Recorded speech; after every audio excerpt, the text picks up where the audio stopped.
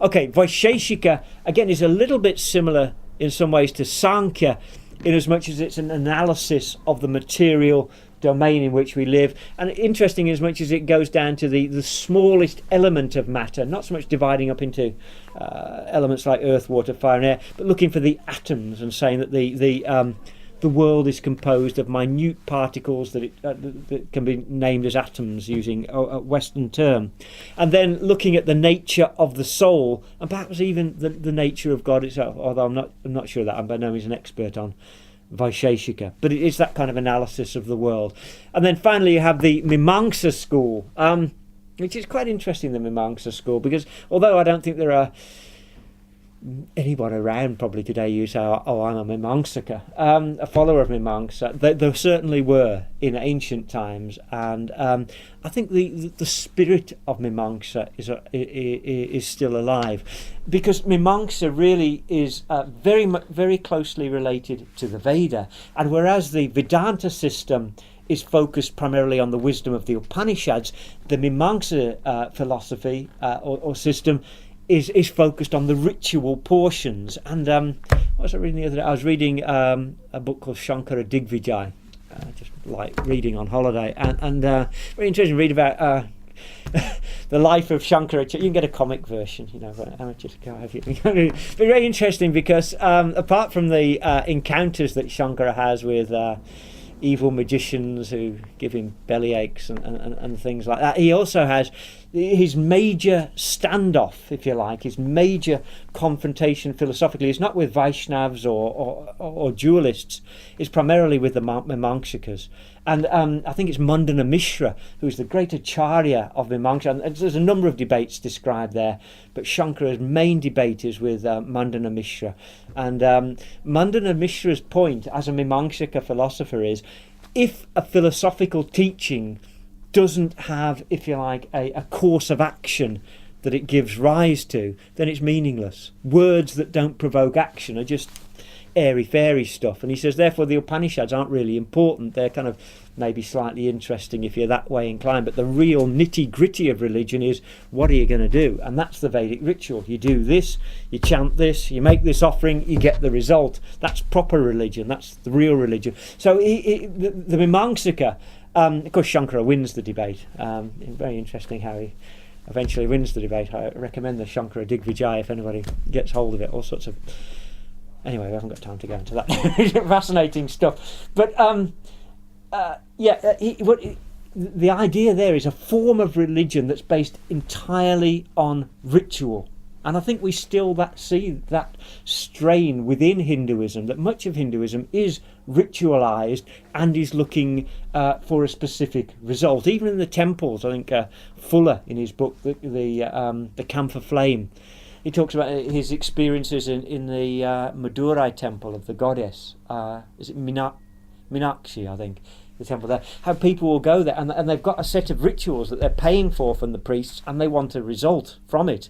And I think a lot of Hindu ritual practice is still based on that very pragmatic understanding. I'll do the ritual, I expect a result. He's even said that Fuller describes how some Hindus will go not pay for the ritual until they get the result, or they'll say, I'll have the result and then I'll do the ritual, because you're not going to waste time and money doing a ritual if you're not going to get the result.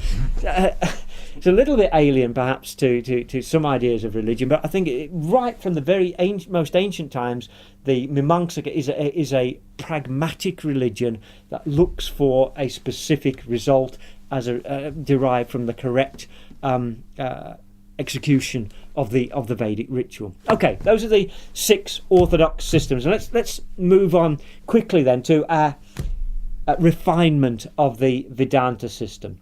Okay, the Vedanta, which of course means the end of knowledge. Veda means knowledge, Anta means the end, or the ultimate wisdom, you might say, the highest knowledge, the ultimate knowledge.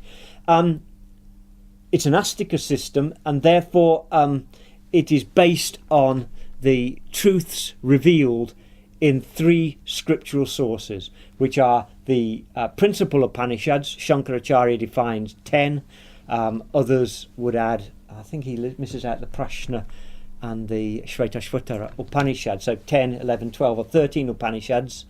Then the Vedanta Sutras, which is the principal text, and the I don't know if anybody's read the Vedanta Sutra. I mean, I'm sure somebody has read the Vedanta Sutra, but it's a terribly difficult book to read, especially if you haven't read it with a commentary. But it is based on the Upanishads, and Shankaracharya in particular is brilliant in the way that he can pick up a small sutra and immediately find the quote, the section of the Upanishads it's referring to, because it doesn't tell you.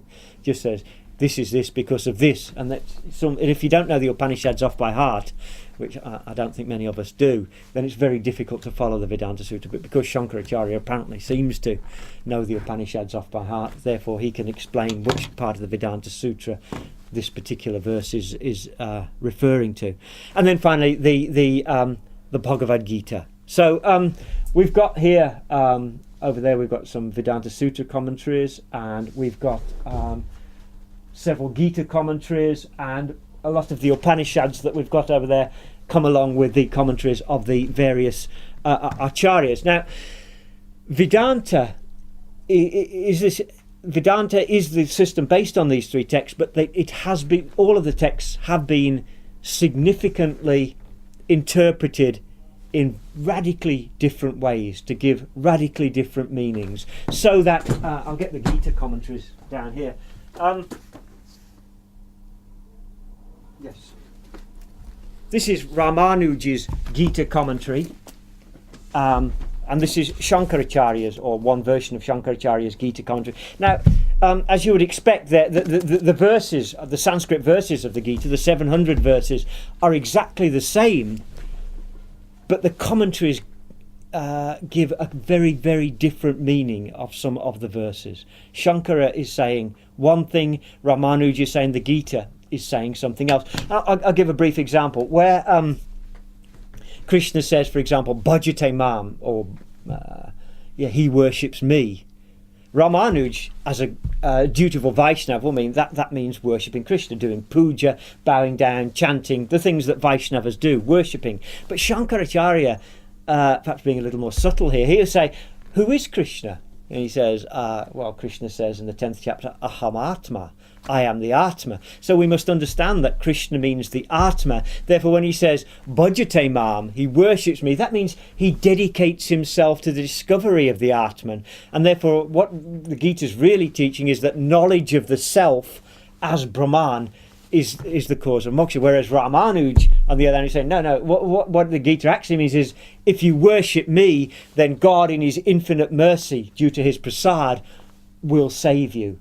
So, although it's the same text exactly, virtually word for word, letter for letter, the same Sanskrit text the Vedantists are talking about, the meanings they offer and the theology and philosophy they offer under the heading of Vedanta are radically different. And I think that's, again, another fascinating feature of Hinduism, of Hindu Dharma, is how under the heading of a single world religion you can have such radically different religious ideas. Radically different. I don't think any other religion could accommodate that level of difference and dissonance in the philosophical and theological teachings.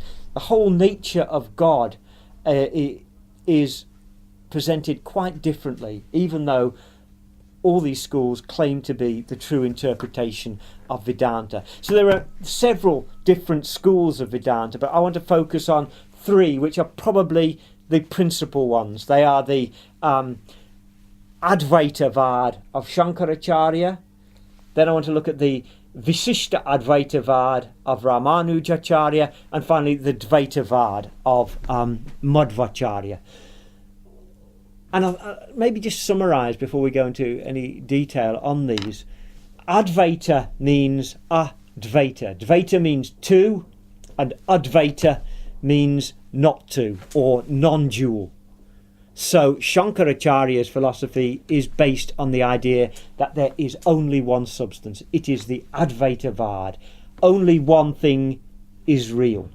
And maybe we'll make a reference to Buddhism as well, which is perhaps even further over. I like to draw a sort of continuum of philosophies from